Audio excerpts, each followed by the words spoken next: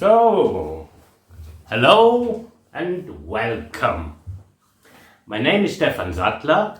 I'm here in Innsbruck in Austria, and I want to talk about certain ideas and thoughts of mine. I'm battling with certain thoughts and ideas that I think might be helpful for us, all of us, for mankind right now in these difficult times we're all in 2026. And I've written down these ideas in many different versions over the last 10 years. Many versions have been a book like 140,000 words, but don't worry, I'm talking about the essence, which is roughly 3,000 words, so don't worry. Okay, just to show you, I did all that the last 10 years and sent out as mails to tens of thousands of movers and shakers and whatever. Okay, I just want to talk about the essence. And I thought, who could be better equipped than me talking about my thoughts and ideas to give voice to these hopefully helpful ideas. So let's do it.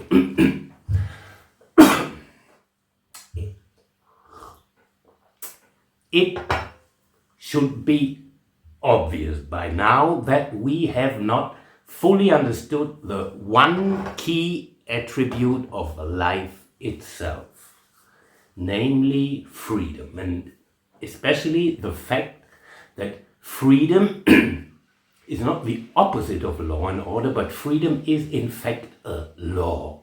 Freedom is the law of which all other rules and laws have been derived of.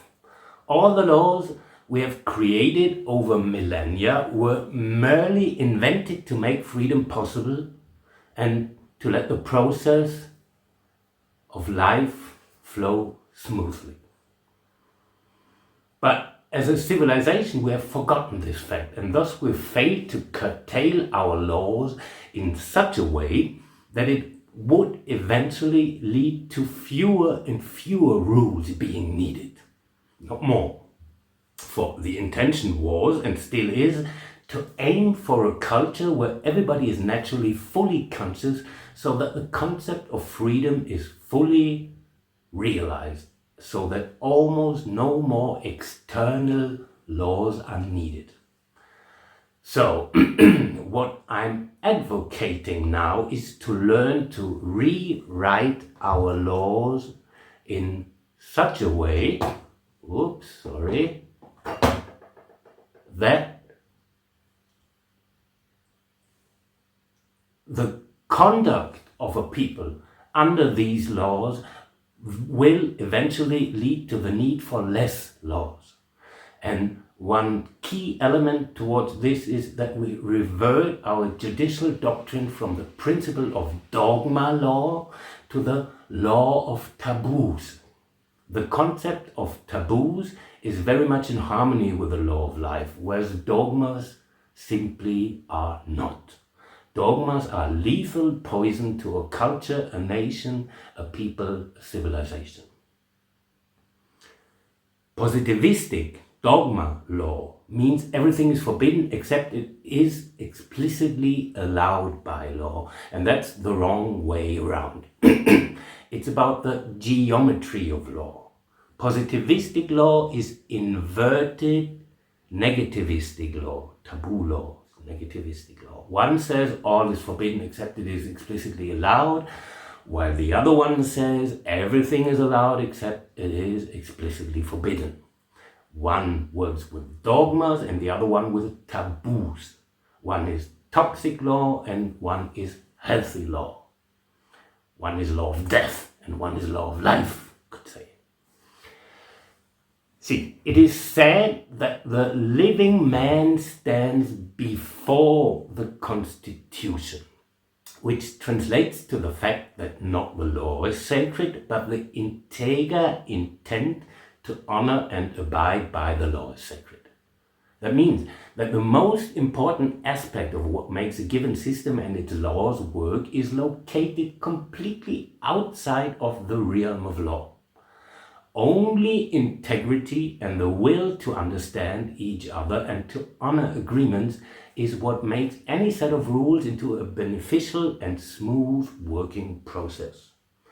So I declare the following truth. At the basis of every culture and society in history of mankind, there has to be a social agreement, a covenant between and among the living people, and not a covenant with any god.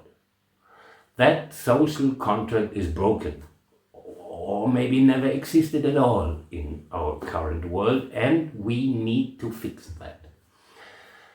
And in order to do this, we've got to grasp the deeper architecture of our civilizational operating system, namely rights and laws. Rights are what we assume. That means that rights and laws in actual reality do not exist. They are assumptions, presuppositions, fiction. Lawful definition of fiction. Fiction is that dictate of justice that describes a non-existing fact as an existing one. And on that basis, our current law in the world is practiced. The sum total of those dictates of justice is forming what is called the canon of law. Now, we have confirmed the fact that our rights and laws are not coming from the God, but from assumptions that have been developed and implemented by man over the course of our history. Yes, including the sometimes open but very often hidden and obscured intermingling of other ancestors and entities. And that's a whole other chapter. What does indeed exist and is born into every man and being are claims in the sense of life-sustaining necessities. So let's inquire about the difference between claims and rights. We are misunderstanding claims and rights. We are confounding one for the other. We are constantly confusing cause and effect for each other. From the tiniest and from the most mundane to the greatest and most sacred things in life. That which is given, immanent and born in by life itself into every man, woman and child are claims and not rights. The rights are the consequences that we as cultures have established in the awareness of these claims, without the recognition and enabling of which no culture and civilization would be possible. And just for the records, your claims are going to be denied if you are denying the claims of others without any serious valid reason. Well, the truth is, my dear mankind, that you are still ruled by the famous, or better, infamous doctrine of discovery. Officially, we are saying that the so-called doctrine of discovery is null and void today. But fact is that this doctrine and its template of the winner takes it all is still the most basically applied template of conducting business, science, politics, religion, and everything else in human society. When I look at our human endeavors, all I can see is patents, copyright, claims of ownership, always attempts, including lies, theft, and blackmail, to establish the claim of the fact that one has been the first in achieving and realizing whatever. A new medication, a new territory, a weapon, a new scientific discovery, and then claim, copyright, and own it. and make sure that everybody else must pay tribute, tax, customs, patent fees, usufruct, and such things. In a sense, that's the equivalent to the ancient bending the knee. Now, isn't it quite paradox and confusing that when we look at what is actually happening in everyday life, we see that everything is ruled according to the doctrine of discovery. But at the same time, when I look deeply into the essence and root of all the current laws of mankind, the papers, the documents, and the judicial doctrines, the assumptions, it is all derived in the very end from the assumption that God is the exclusive owner of everything. Meaning, real, actual owning isn't something for man and mankind at all. That's what it says without explicitly saying it. Now, the funny thing is this: if I talk to you, all 8 billion, on a one-to-one basis, you would all say that it's the others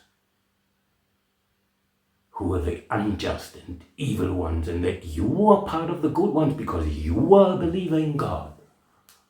Now, can you see the sad and paradox irony here? It's always the others.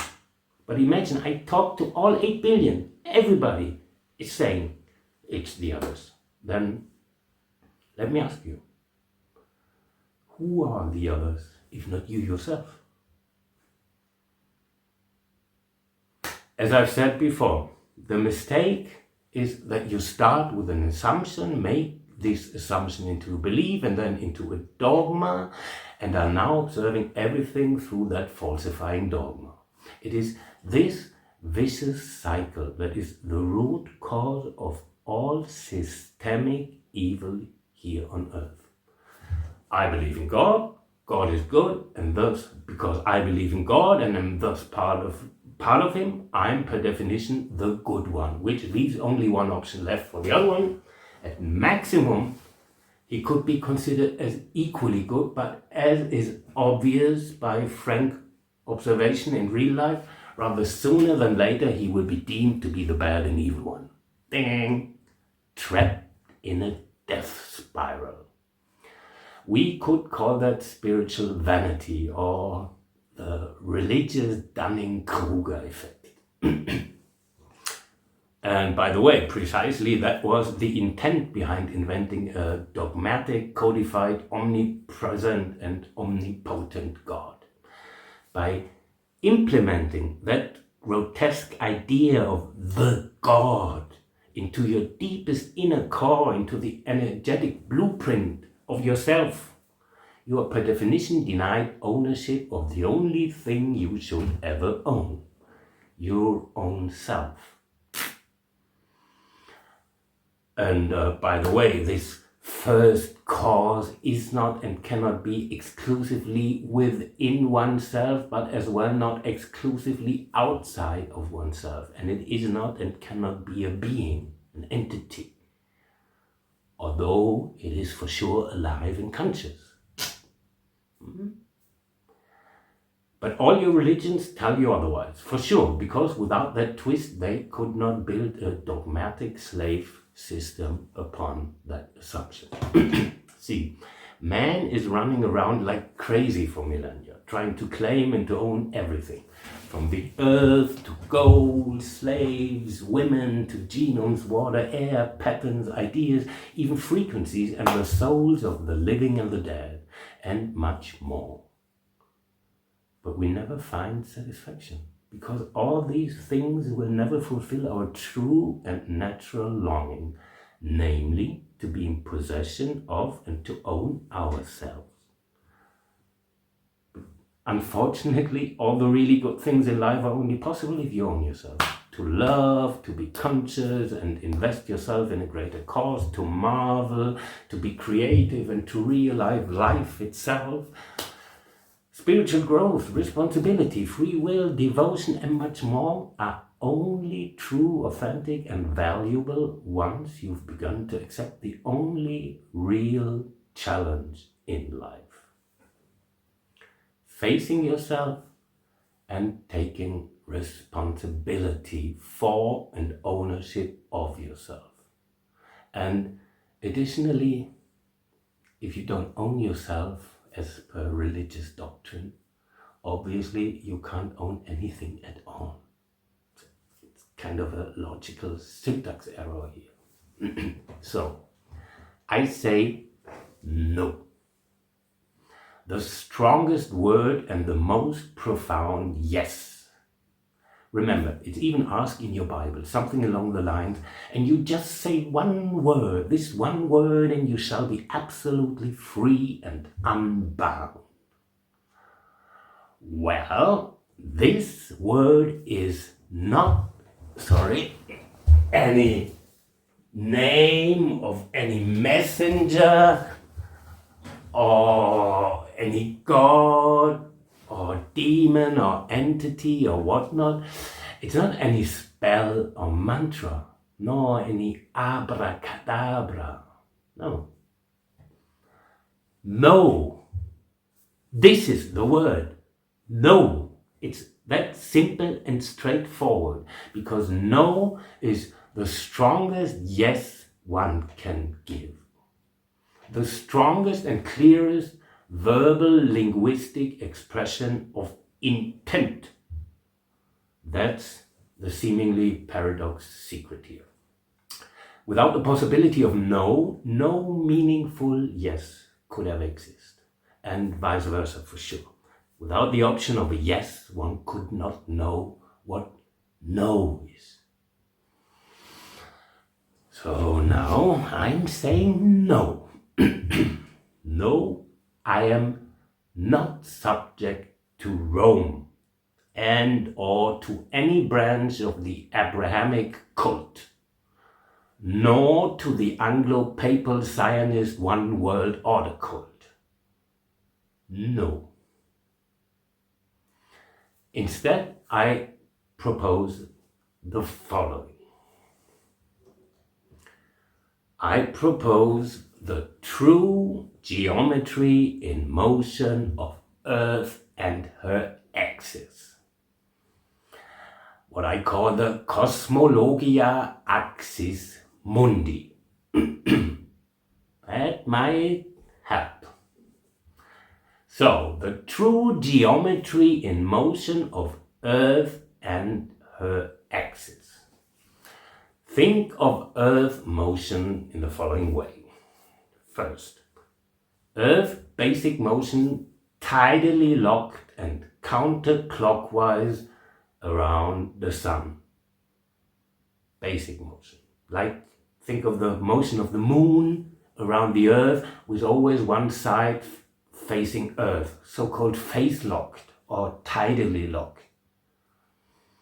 Okay, first. Second, add to it a 24-hour rotation counterclockwise. And 3, a daily axis angle direction forward tickling clockwise, little less than 1 degree per day. That's it. Okay. Imagine the Earth is doing her rotation around the Sun, like the Moon rotates around the Earth, with always the same size facing the Earth. Add the motion that you think of Earth wobble, like what you think is causing the precession of the equinox, clockwise to the right. Add the daily rotation around herself, counterclockwise, daily rotation. Now, the first two motions are seemingly annihilating each other, so that it seems that Earth's axis is always fixed and pointing into the same direction in the greater outer space while revolving around the Sun.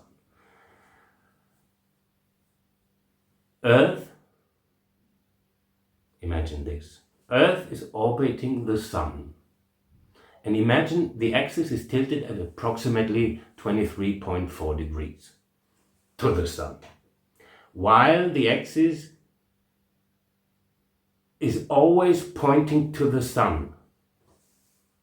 the center of that motion pattern. Obviously, it is not doing this, because if it did so, there would be summer all year on the north side of the Earth.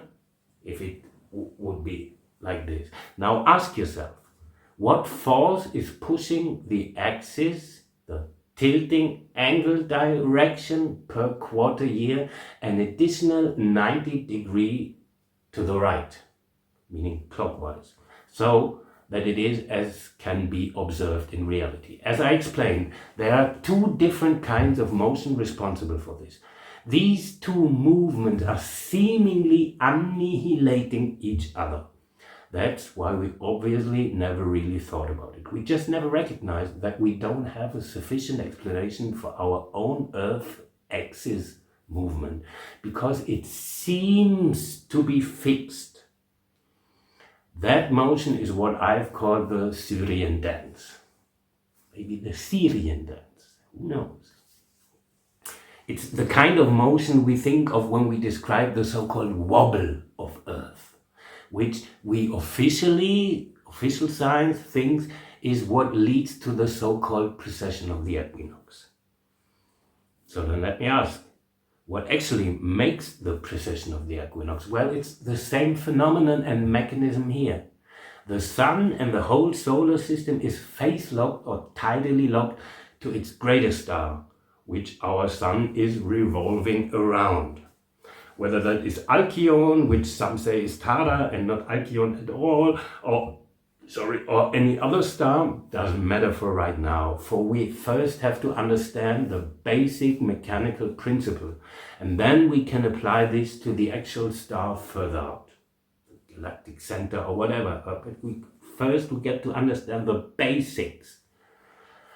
We know Earth is doing a revolution around the sun and the rotation around its own axis. Okay, but what we didn't understand until now is why the Earth axis and her tilting angle direction is seemingly fixed to a certain direction in space. Okay, so then what actually is the so-called sidereal day?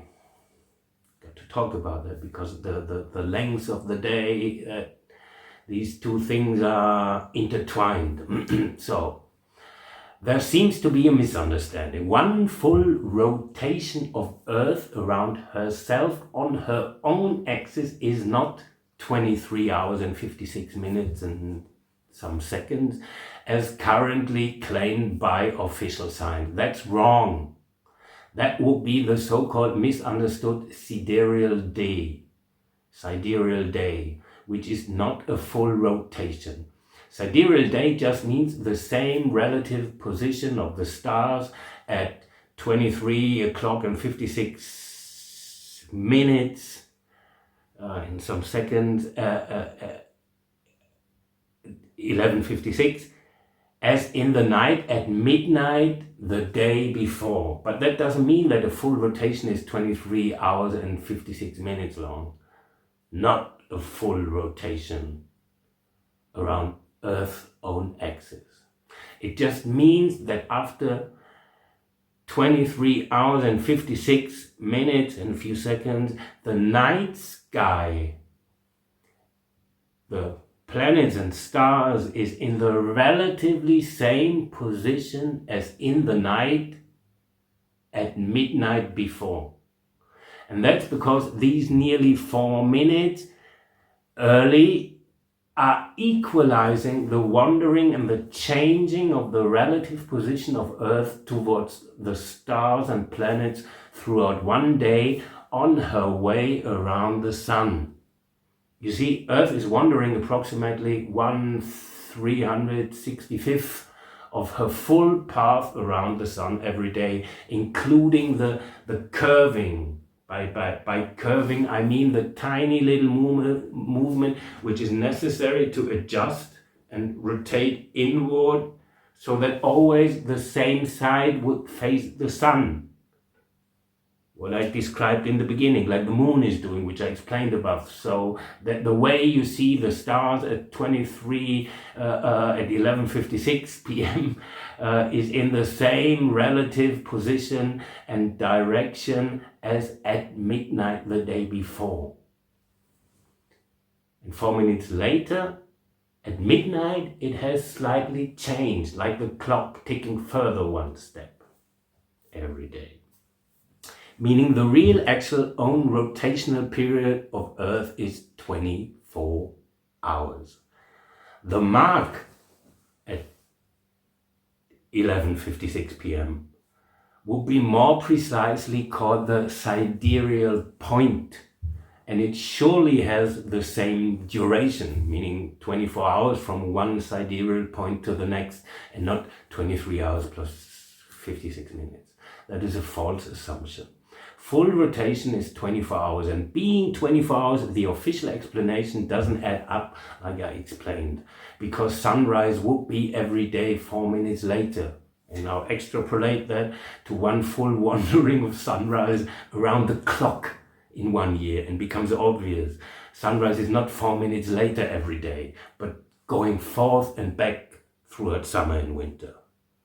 If it really were as suggested by official science, and we follow this, then the sunrise would not be like earlier in summer and later in winter in relation to the northern hemisphere, opposite for the southern one, but the sunrise would kind of travel around the day, travel around the clock throughout 1 year, meaning you would have sunrise at 6, 3 months later you would have sunrise at 12 p.m. a.m. and 3 months later at 6 p.m. And later at 12 p.m. and 3 months later at 6 again. So it's obviously that's not the case, but instead the sunrise goes back and forth. Okay, now let me end with this. The reason why I'm sharing this discovery of the true motion of Earth and her axis for the last 10 years with the world, and why I'm so vehemently insisting on the importance of publicly sharing and disclosing this fundamental physical cosmological truth with you and with mankind, is because there is the very realistic and probable possibility that the angle of the tilting of Earth's axis is changing right now. Meaning there might be natural factors causing the axis to start straightening up towards the healthy, upright 90-degree position, which, as you might imagine, would come along with a lot of, let's say, monumental changes for the Earth, environment, climate, mankind, weather, biology, and much more. Well, if any signs of a process like that might start to show up, this will pose a tremendous civilizational challenge for mankind. And we only ever had a chance to positively react and deal with such a situation if we at least would have started to comprehend the basic concept of true planetary mechanics and actual cosmological geometry in motion. That's why I did that. Without such an understanding, there would not be the slightest chance to deal with such a situation, and the only thing reigning would be absolute chaos, turmoil, panic, and destruction. That's the actual reason why I invested 10 precious years of mine into that. They put my pride away, allowed to be insulted and laughed at by you, wrote over 1 million letters and emails to so-called experts, movers, shakers, and elite institutions who had nothing but contempt, hate, and ridicule for me, but kept going, although being called an fucking retarded, self-absorbed spammer and much more. Okay, so much for my self-pity. Now, believe it or not, my dear mankind, I haven't done this for me, not for me alone. I've done this for you. And whether you actually deserve this gift or not, well, I don't want to be the judge here. No. You know, a man gotta do what a man gotta do. And so I just did what I had to do and let the life itself be the judge upon mankind. That's all I ever wanted to say. Okay. Thanks for your attention, and wish you all the best. Hugs and kisses. See you soon. Oi!